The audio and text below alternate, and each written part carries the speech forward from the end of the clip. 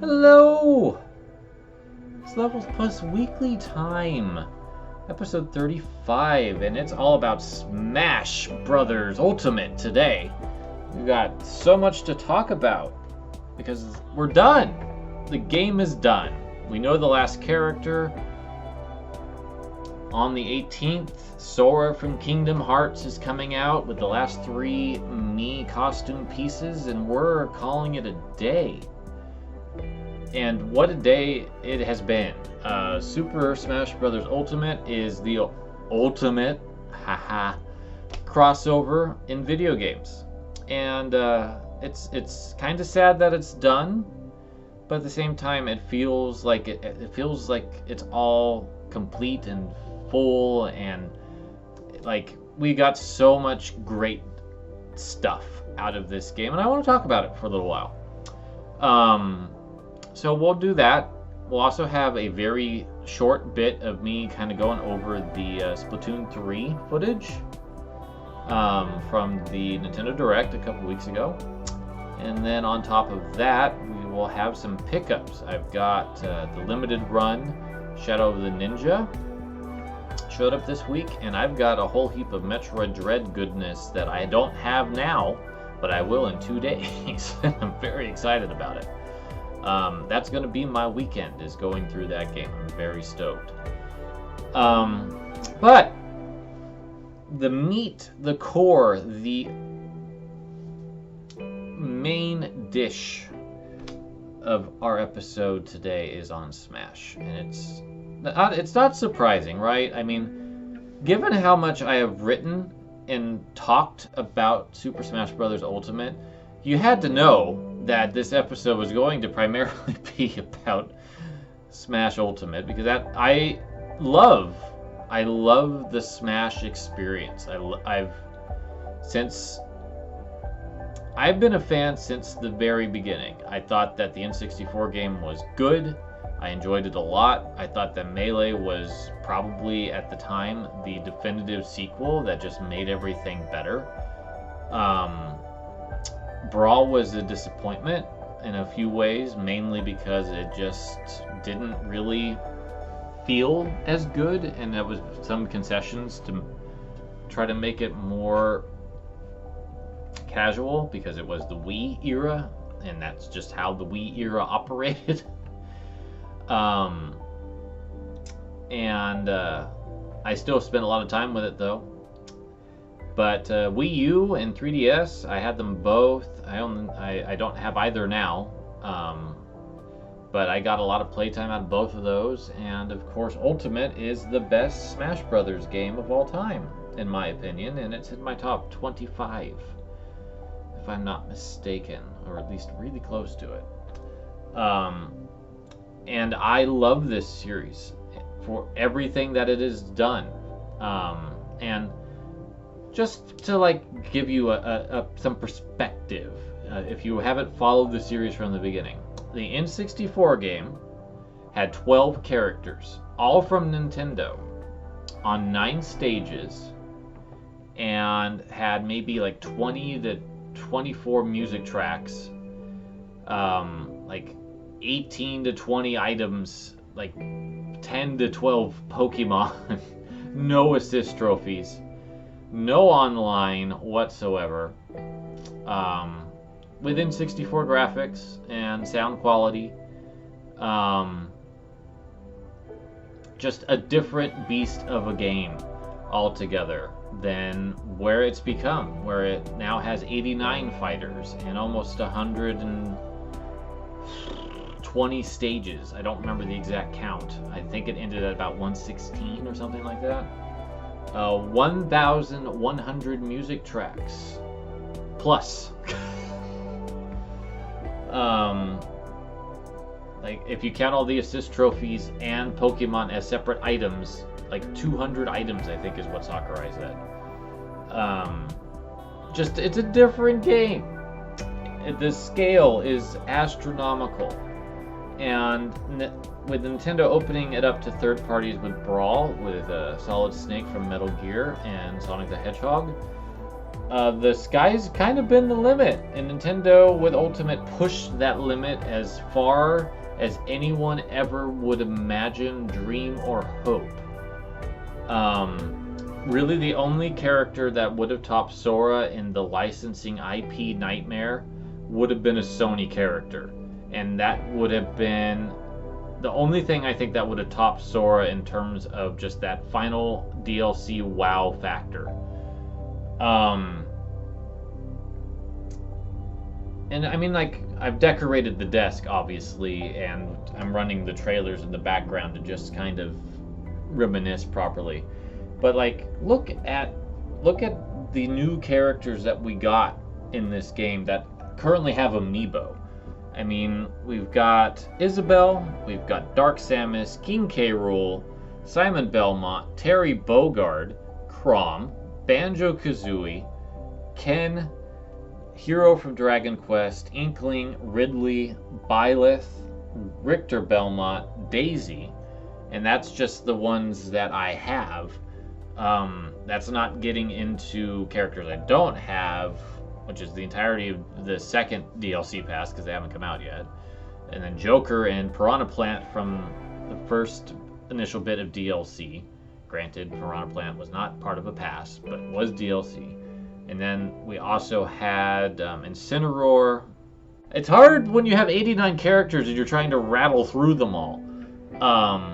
I mean, just like the Amiibos alone on my desk are astronomical that they're all here in this game. That doesn't even get into Pass 2, and it doesn't even get into what had come before, what Wii U did. So I am just blown away by what was done with Super Smash Bros. Ultimate. And, like, look at this. Look at this. We have a Banjo-Kazooie Amiibo.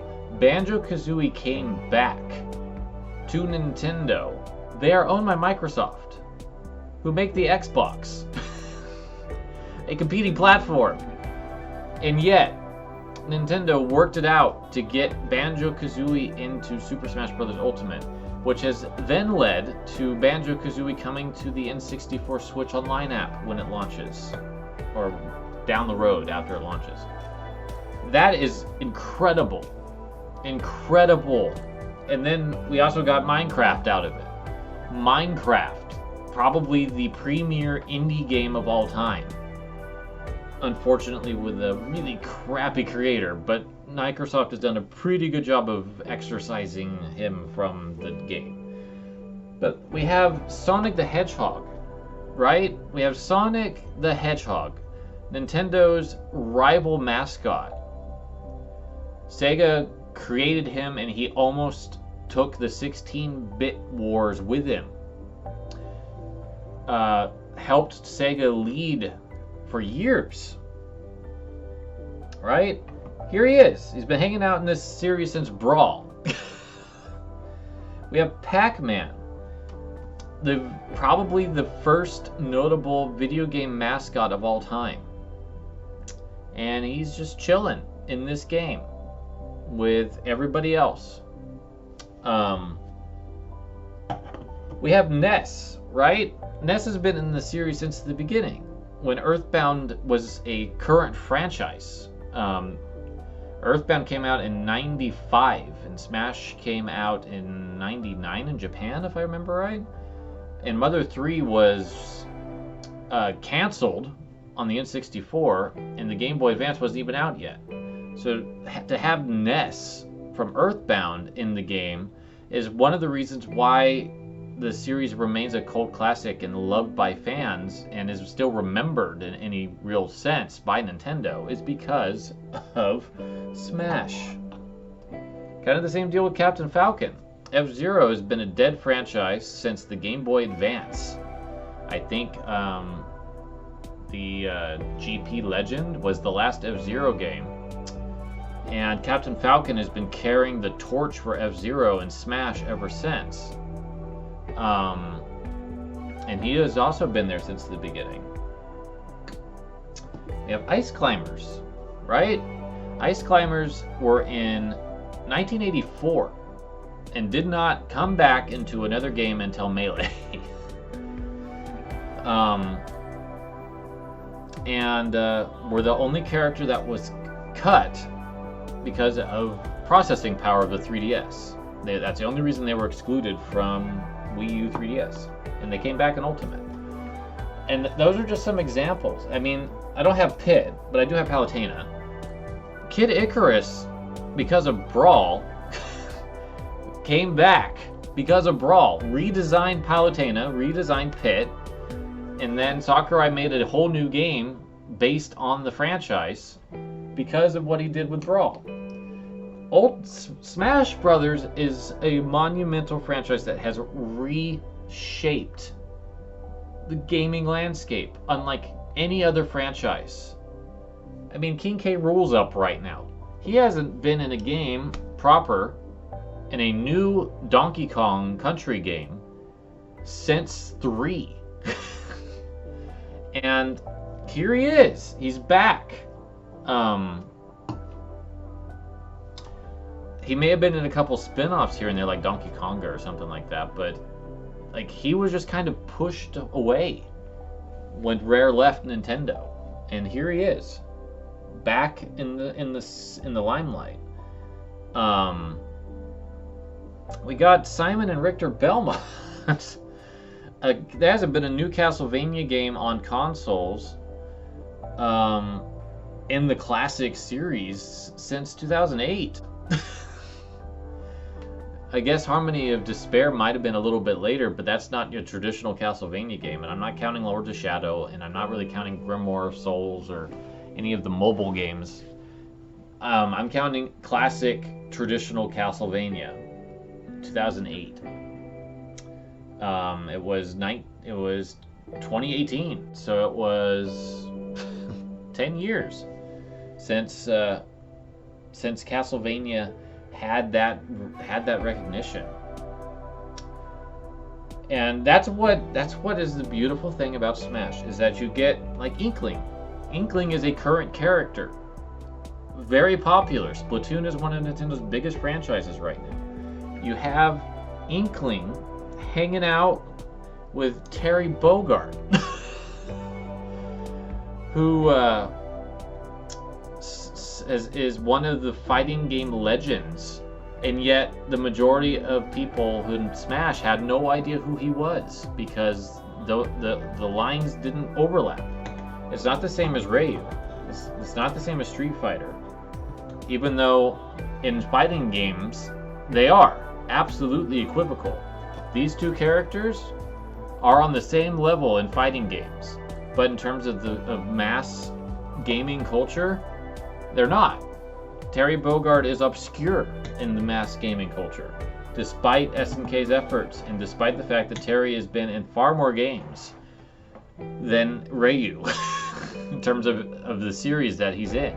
There's more Fatal Fury games than there are Street Fighter games. There's more King of Fighters games than most any other fighting series. Maybe Mortal Kombat would argue with it, but like that's just the nature of Smash. We have Dragon Quest, another licensing nightmare. We actually have Dragon Quest. We have Final Fantasy. Like, we have Square Enix playing ball with a fighting game outside of their own for 4 times in 3 different franchises. And the nightmare, literal nightmare that it must have been to get all of those Square Enix characters alone because of the music and because of how Square Enix operates as a company. It's mind-boggling how incredible it is that Square Enix is in Smash. Cloud almost didn't make it back. It might be why we have 4 Square Enix characters and 3 of them are DLC, is because of how that whole situation played out. But Smash is special. It's special. It's got problems. It's got big problems in some areas. Legacy is part of its problem. We've got characters that haven't changed much in terms of how they play since their original game. And I feel like Ganondorf is one of the characters that hurts the worst from this. It's nice that Ultimate did some concessions and gave him like swords for smash attacks, but he's been a Captain Falcon Echo fighter since Melee with very little variance, and it's kind of lousy given the legacy of that character. Outside of Smash, it has so much more potential than just following the footsteps of Captain Falcon's moveset. Kind of the same deal with a lot of the Fire Emblem characters, like Lucina. Lucina should have been what Chrom ended up being, and had her own Final Smash instead of continuing to copy Marth's, despite her legacy as a Marth mimic in Awakening. Should have had more opportunities to branch out into her own character, but can't because of her legacy as a Echo Fighter of Marth. Wolf is kind of another example. He could have some really neat diversity added to his moveset, but he didn't. He's my favorite version of the Star Fox lineage in Smash. But I just think, like, wouldn't it have been cool instead of getting Roy and then Lucina and then Chrom if we had instead maybe gotten another Fire Emblem character that wasn't a clone? Because Ike also is very similar to Marth in some ways, because got a counter, has similar structure. It wasn't really until we got to Robin that we started getting more diversified Fire Emblem characters. But even then, we are swimming in Fire Emblem characters. We are swimming in Pokemon characters. So I think that's in Mario, of course. We are swimming in Mario characters, and yet we haven't got a new Zelda representative since Toon Link and Brawl. And while normal Link got the biggest shakeup in the series for Ultimate, he's still Link, right? Just like thinking about how Impa could have been incorporated in, or just somebody else like Midna, or just another like Tingle, even just another character would have been amazing, but we didn't get that. So there's a lot of great stuff in the Smash series, but there's also just a lot of cruft that has built up because of the legacy. Luigi's got so much potential to be his own character, and is just basically a reskin of Mario with a couple different moves. And Ultimate, again, did a lot of good work in making him even more diversified by giving him a different throw style, which is great. But he could like have Thunderball from Mario and Luigi, for example, or he could have goofy costumes. He could have worn the suits that nobody ended up wearing in Smash. And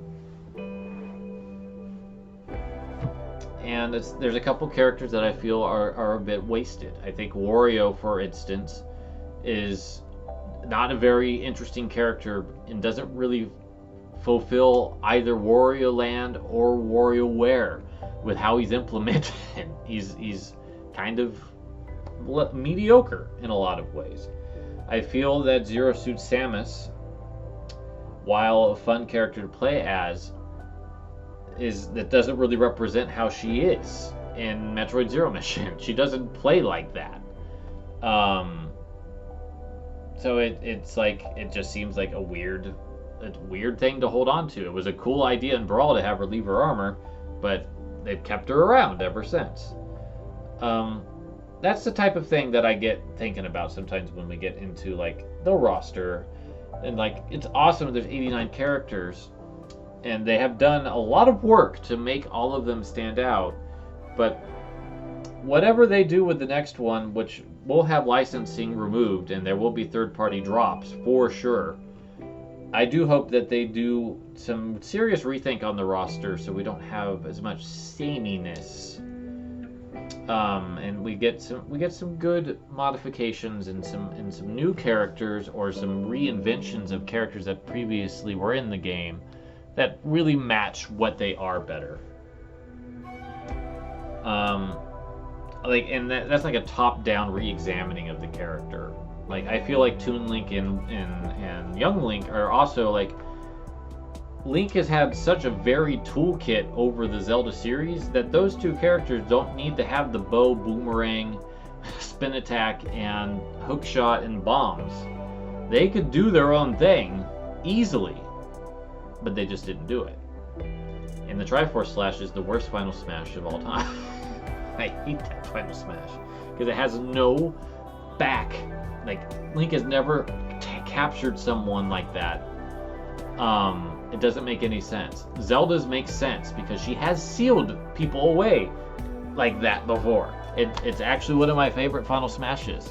But Link has never pulled a Triforce out of his hand to freeze someone in time so he could slash them like that. It's just, it's made up, and you don't need to make up Final Smashes like that for Link. He's got enough.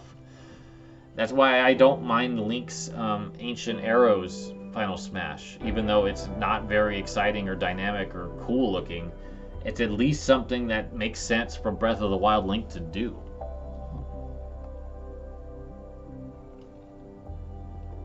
But that's enough rambling about characters in the roster, at least in terms of what I would like to see some changes in the next game whenever that happens. Just what we have is a gift. And even though it could be better, it could be less samey, it could have less clones, it could have characters that better match their franchises. We have 89 characters in this fighting game that cover the widest breadth of gaming franchises in video game history. There's actually not much to complain about if you really think about that. Be happy, Wildcat JF. Just accept this incredible abundance of game that we have. And that's kind of where my mind is when it comes to a lot of things. Like, there's music that I wish was in this game that's not, but you know what, there's 1,100 tracks that are. That is a astronomical soundtrack, even if there's songs that I think should be here that aren't. It's okay. There's plenty of other good ones on here.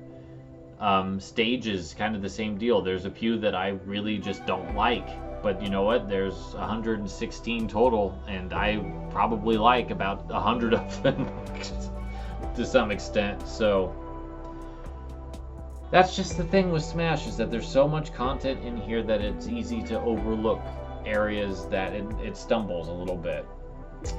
And that's all right. It's all good. It's a wonderful game. And it's kind of the same thing with like this DLC. Like DLC Pass 1, loved it. Joker was the only character I was not enthusiastic about of Pass 1. I love Dragon Quest. I love Banjo-Kazooie. I love King of Fighters. And I love Fire Emblem Three Houses. I can't complain much. And I like Persona music, and the stage is cool. I just don't like Joker all that much as a character design or anything like that. So really, if that's like the one thing that I'm bothered by, that's nothing. Pass 2 is full of characters I have no attachment to. From top to bottom, that is what Pass 2 ended up being. But you know what? It's alright. It's okay. Min Min's a cool character. I can't get my head around how she plays, and it hurts my hands trying to do the stuff that she's about, but you know what? It's great for ARMS representation. And it's a woman of color on the roster. Awesome. Wish it was Twinell, but still, at least it's a woman of color on the roster. This is a big, big issue with this game, is people of color are really not well represented at all in Smash, all the way through. And it's great that we got a woman of color on there. Then we move to Steve and Alex, which I don't have any desire for Minecraft at all. No interest, just no feelings. I'm apathetic towards Minecraft. But what an interesting character. And the dedication that Sakurai and the team of Bandai Namco put in to incorporate Minecraft into the game and make it feel like it's Minecraft by changing every stage to have it have elements and stuff like that. That's just a phenomenal, unbelievable level of dedication to your craft to make that happen. Sephiroth fixed Cloud, basically. We got remixes, we got spirits, we got the stuff that Cloud was lacking that made him feel like an island. So now Final Fantasy feels like a proper piece of the Smash puzzle, which is fantastic. Great stage, interesting character, but again, I can't get into Final Fantasy really much at all. And I've tried. I have bounced off of 7 3 different times trying to get into it. I understand its importance, and it's awesome that it's here. I think that it's such a cool thing to have that be in Smash, and what that represents. I mean, that's technically your Sony character right there, with Cloud and Sephiroth as well, since they've had such a tight connection to the PlayStation. And so Sephiroth was great. I like playing as him too, but I don't have a lot of attachment to him. Pyra and Mythra, I don't like the character designs of Xenoblade Chronicles 2 at all. I do think that the way they look in Smash is far better than they do in their original game. I still think Pyra is a problematic design, even in her Smash version. I don't think they did enough to de-emphasize how hyper-sexualized she is.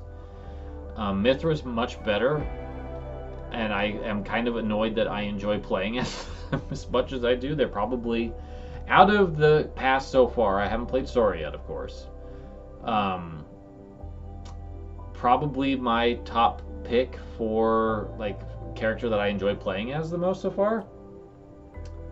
And I am not a fan of Tekken. So Kazuya, while a great ad and deserving to be here, and is fun in Smash, I don't like playing Tekken original.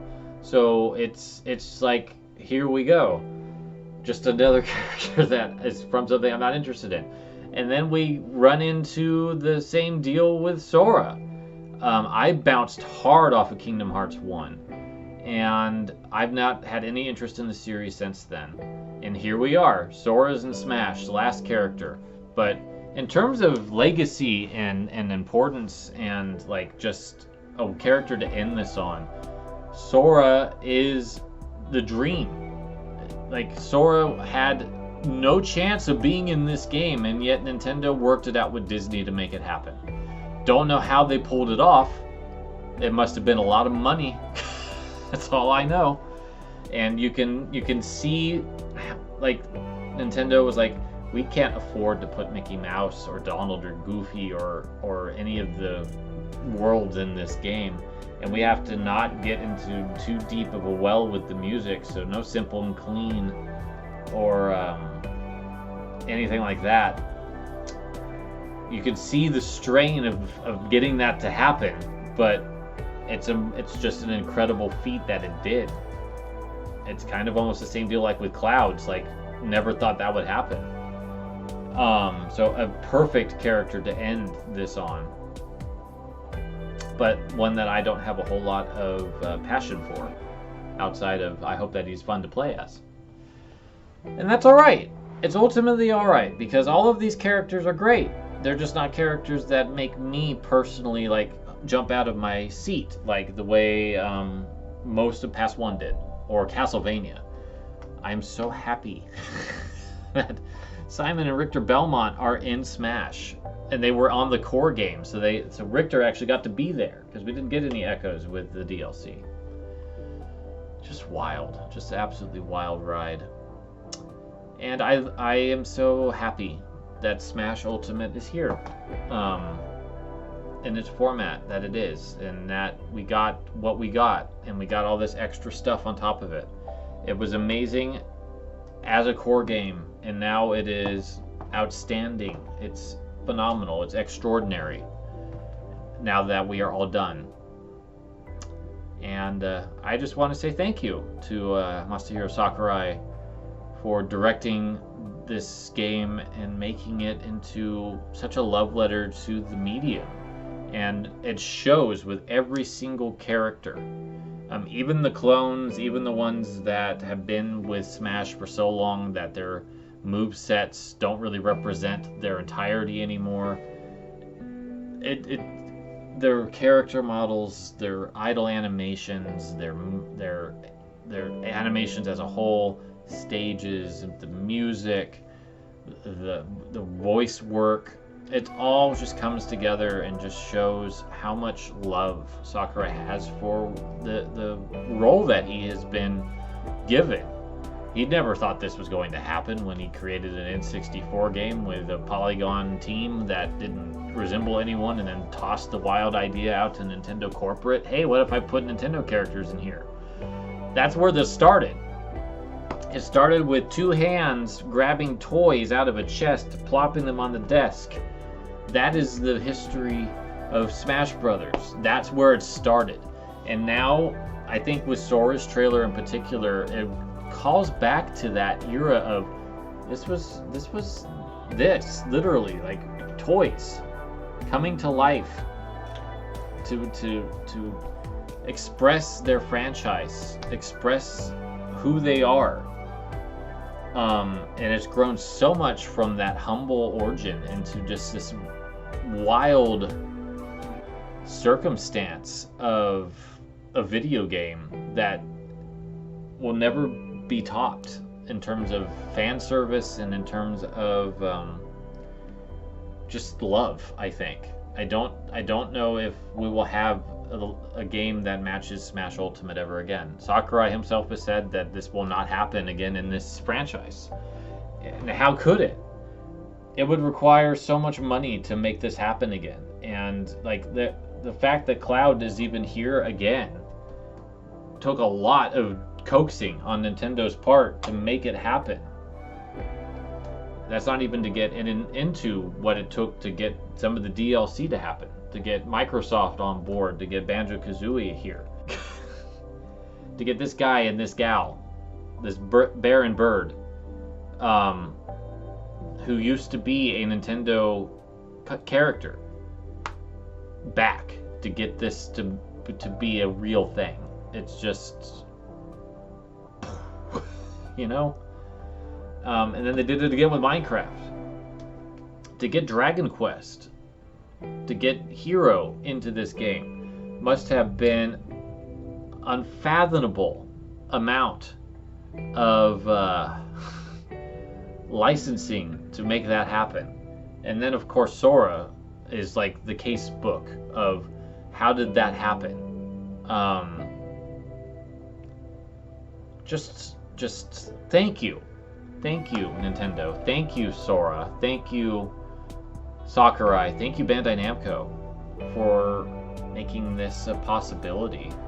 And thank you, I guess, to every company involved. I mean, it sounds funny to thank a company because technically all of them are corporations and they're all in it for money, ultimately. But, you know, we love this stuff. I love this stuff. I love so many of these franchises and characters and songs, and just being able to have a game with all of them together.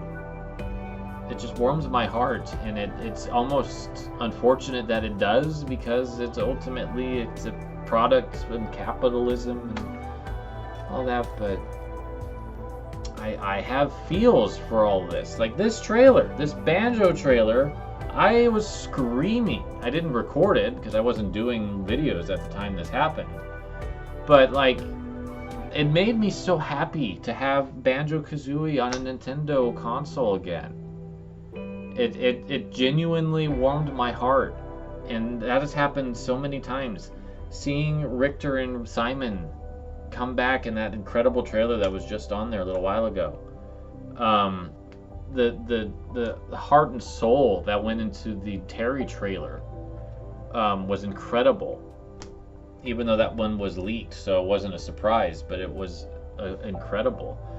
I mean, like, even Cloud, like, I don't have any affiliation with Cloud, really. I think he's a cool looking character, but like, his trailer just was mind-blowing. I was screaming. I screamed with Sephiroth too, and I screamed with Sora. You know, it's this has just been such a special part of my life. Wii U up to the end of Ultimate, and I'm sad that it's done, but at the same time, I am so thankful and so grateful that this has happened the way that it has. And even if the second pass wasn't really like my bag, I got the first pass, right? I got Banjo and Terry and Byleth and Hero. Like, that made me so happy. And I would have been happy with the core game with Castlevania, right? I mean, that alone was astronomical. Just what a special, truly amazing game this is. So, thank you again to everyone who had a hand in making this happen. I've been talking for so long that it's now dark. So I think we'll stop for now. I'm sure there'll be more to talk about with Smash in the future, but I feel like this is just it's my little post-mortem of how awesome this all has been. And while there's things that I do wish did differently, or like characters that I would love to have seen, I can't complain a lot in the end, because this is such a special thing. So I think this is a nice little place to leave that, and we'll have a little cat intermission, and then we'll get into the pickups.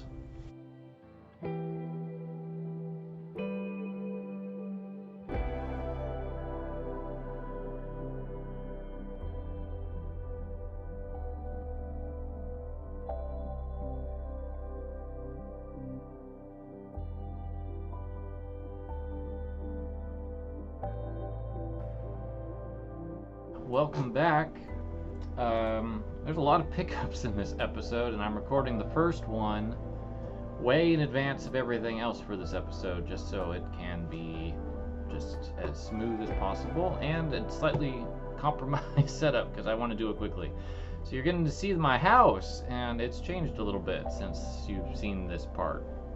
But I got Shadow the Ninja from Limited Run. Much like its cousin SCAT, comes with a card. This is the standard edition, so it doesn't have anything too exciting or extravagant in it. It has the manual, which, if it's anything like the SCAT one, has a little bit of art. Actually, this one's a little better. This one's a little better. There's a little bit more art in it. A little bit more work went into this one. And I got the Bright Sky Blue cart, since I wanted to just kind of have these stand out a little bit more. Much like with SCAT, I got these because these cost a bit to actually have the American versions for, so when they popped up, I was like, ooh, that'd be great for Femtendo. But then I kind of changed what I was doing with Femtendo. I wanted it to be point of origin, but both of these games, in terms of Japan, cost more than these do. So I may make an executive decision, just go with these. Haven't decided yet. And on top of that, you know, Kage, which is the Japanese name of this one, doesn't really feature Kaide as much as the American box does. Especially on the cart. I think the cart just is like this green, like blobby stuff that says Kage, if I remember. So that's pickup number 1.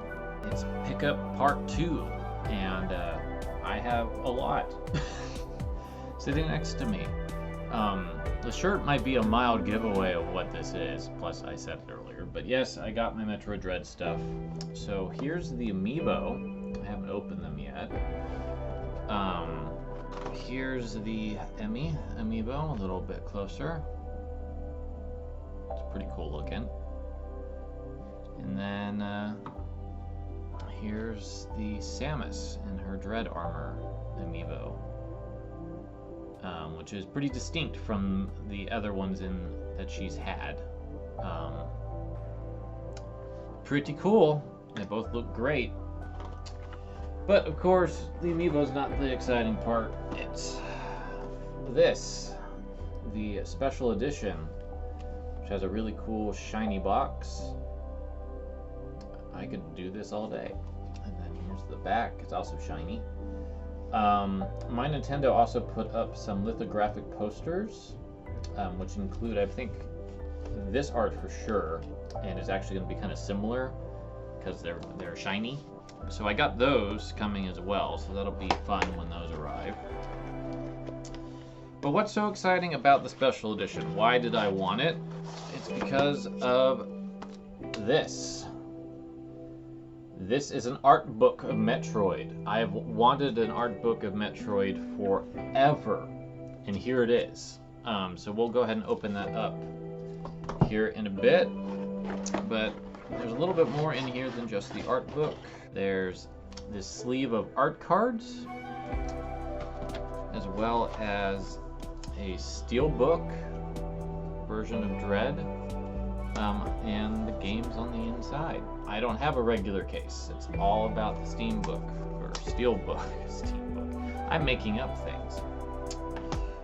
What's kind of neat, and I did this with Fire Emblem's 30th, I think, as well, is that there's like art in the packing materials. So there's what appeared to be, you saw the Steelbook, nothing too exciting on the back, but pretty hyped about that. So let's dive into the art cards. So they represent the 5 main games. So there's Metroid, Metroid 2 Return of Samus, Super Metroid, Metroid Fusion, and of course Metroid Dread. What's neat is that at the top the visor changes depending on the game. So that's pretty neat. You can kind of see how Samus's visor has evolved over the 5 mainline games. But the thing I'm most excited about is the art book, because the art book is something that I've wanted for a long time, and the fact that Metroid got a special edition like this to celebrate its 35th anniversary, like properly, kind of blows my mind. Because Nintendo has kind of not done much with Metroid anniversary-wise, because it's not like a big franchise for them.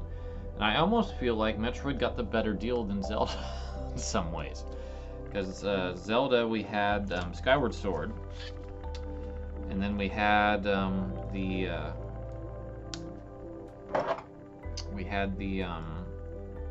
Zelda 3 or Game & Watch, and that's kind of it.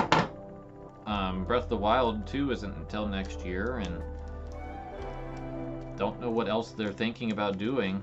But Metroid got a nice bit of anniversary stuff, which is great. It's awesome to see Metroid get this love and attention. So here's the cover again, nice and shiny. There's the back, and then what I'm gonna do is we'll scoot this a little bit closer. All right. So I'm not going to show a ton from the inside like I usually do, but here's the title page. It's called The Metroid Mission Logs, Journal of Missions, and so here's Metroid. So this will not cover the Prime games. It's only going to cover like the main line. I'm just tightening up my focus. It's only going to cover the mainline Metroid games. So But here's a whole bunch of artwork, some of which I've never seen before, which is freaking rad. And here's a bunch of the enemy designs that I've never seen before. This is great. This is exactly what I wanted this to be. But yeah, like this art of Kraid and Ridley, I've never seen before. I've seen these. Like this more cartoonish stuff. Must be concept work. It's just so cool. And then it gets into Metroid 2. Since Super's my favorite, I'm just going to take a quick flip through. So yeah, there's Mother Brain and Ridley, enemy designs. Oh, this is perfect. And there's a ton for Dread, it looks like, because it's like the back of the book. Because Fusion... Oh, okay. Good news. There is some good news about this. There's more in here than I thought. So, like, here's Fusion, but then we also get Samus Returns and Zero Mission, which I did not expect to see those in here because they were remakes. But there's art for both of those. Not a ton. There's certainly a lot more art for both of those games than what is shown here. But it's great that they were included at all, because I did not expect them to appear. And then Metroid Dread, which I'm not going to look at because I haven't played the game yet. I literally just brought this home.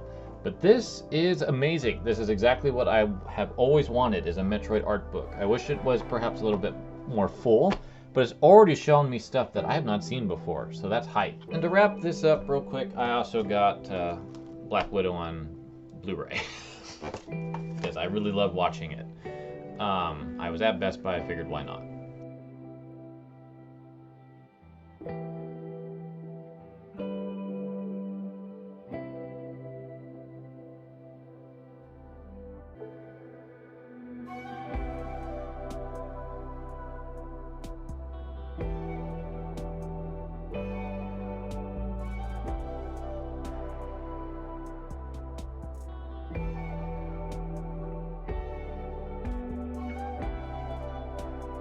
So, let's go ahead and jump into the Splatoon 3 stuff. I've got this already set up to go really slow. But I was pretty hype about this trailer. I think it shows off a lot of interesting stuff. Like, there's our load screen, which is a throwback to the old ones. So here's the new map. Here's everyone flying in. I love this new means of getting to the stage. I think it's pretty rad looking. Alright, so got dualies, which makes me happy. That's my weapon of choice in 2. Let's see if I can get bow, sniper, and looks like one of the umbrella weapons. Nope, that was not a sniper. That was just a regular old, you know, my memory of Splatoon weapons is poor, but it's just a regular old shooting gun. We got a roller here. There's a sniper. There, I don't know if that's a splatling or not. It's kind of hard to tell from behind. And that looks like a blaster. And then you fire down onto the stage, and this is one of the new stages.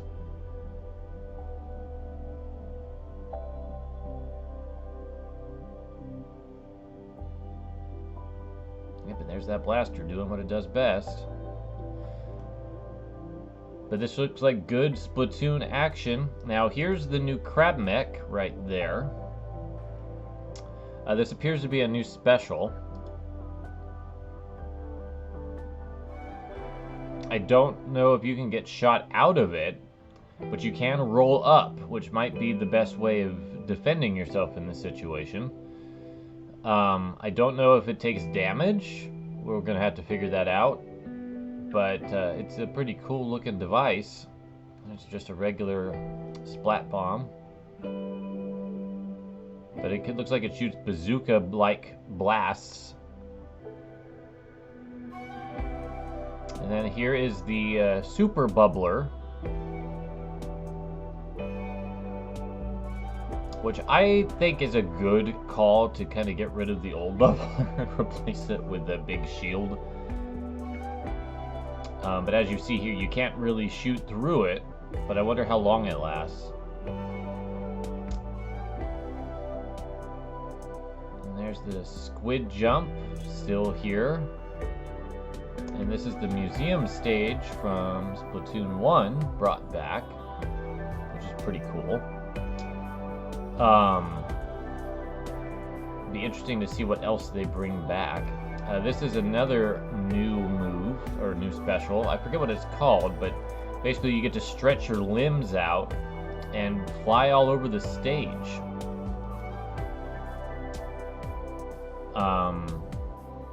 And then you can just randomly attack like snipers and stuff like that, which I think is pretty cool.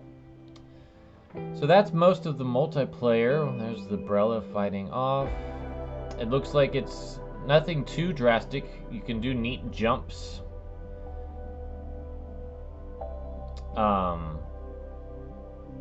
Like you could in the past. I'm sure there's some mechanical differences in Splatoon 3 beyond some new weaponry like the bow and clothes and such that we just haven't learned about yet. There's a water balloon. It's kind of fun watching this in slow motion because everything goes by so quick.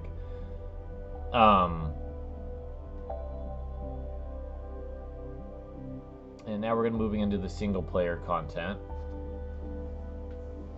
So the big deal is the mammalians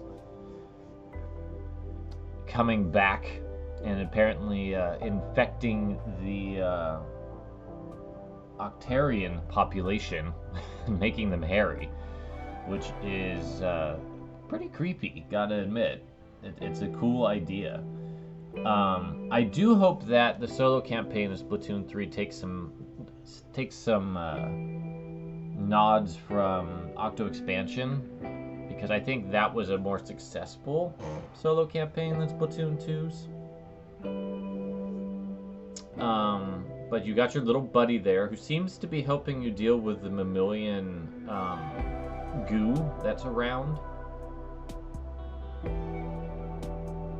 But all kinds of different and unique landscapes. It reminds me more of Octo Expansion, to be completely honest. But our giant catfish friends are still, I forget what they call those, are still trapped. Now what's interesting, it happened really quick. So quick that I can't quite plot myself. But do you see that bottle back there? That seems different than your usual tank that you see. Yeah.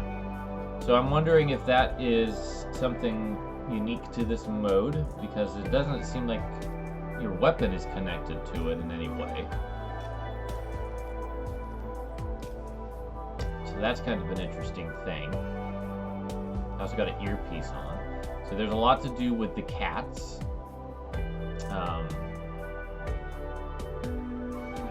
Which is cool, because we're trying to figure out what's going on with the mammalian threat. And the cats have been the only mammals to make it this far.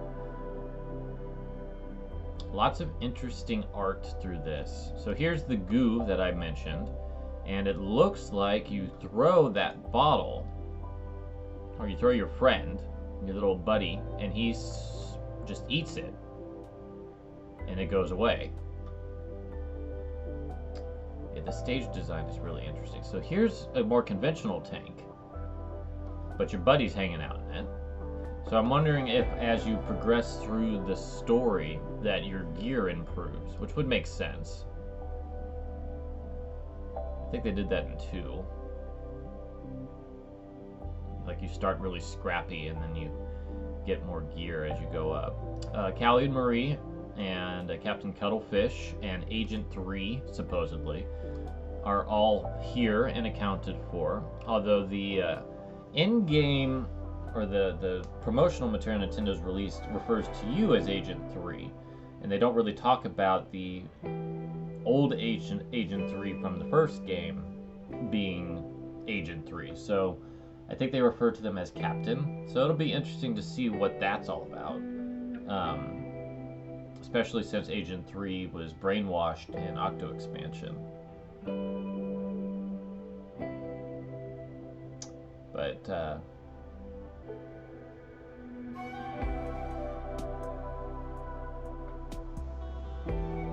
more cityscapes and stuff. Some teases about what the actual gameplay looks like. I saw some boxes there, which is pretty much a trademark of all solo campaigns of Splatoon. Now here's DJ Octavio in this new mech, and it was really hard to see that it's him. And I would probably have a really hard time pausing it to get it to actually show. But you can see him right there, kinda, at least his little scratchy sticks. That is him. So he's gotten loose again, so I wonder if he's responsible for what's going on. It's a good question. And then we get like this, there's a snowy scape. So we seem to be going to a lot of different locations in this mode, which I think is pretty cool. The last real piece of information on this is here, where you touch the mammalian goo and you turn into a fuzzball, and your weapon falls away. And I don't think your little buddy is anywhere to be found here. So I'm wondering if that's a plot thing, and your buddy shows up and helps you at that point, or what, but clearly you don't want to touch that stuff. In terms of this art, yeah, we see DJ Octavio is hanging out in the background there, so it's not a big surprise that he's in the trailer.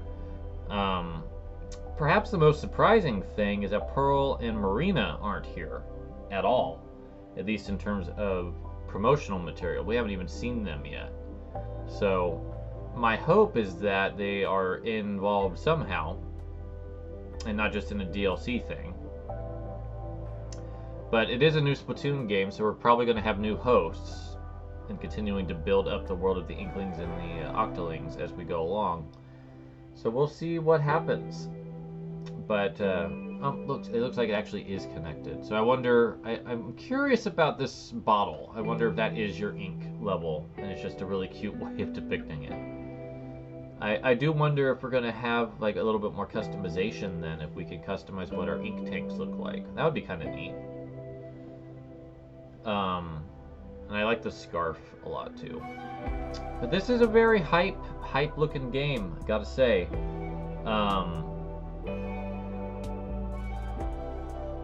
Can't wait for whenever it comes out in 2022.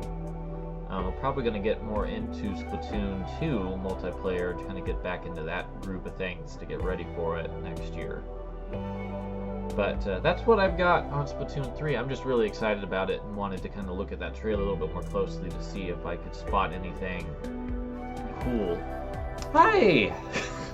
Sudden shift from Splatoon back to when I was doing the Smash trailer. I almost got emotional during the Smash piece at the end, I gotta say. I'm still kind of feeling it. But I hope that you enjoyed my my post-mortem on Super Smash Bros. Ultimate, my thoughts on Splatoon, and my hype for Metroid Dread and Shadow the Ninja. And we're gonna probably move back into doing weekly content again. Part of what I was feeling I was getting into a rut where I was doing like, here's a thing, but then here's a list.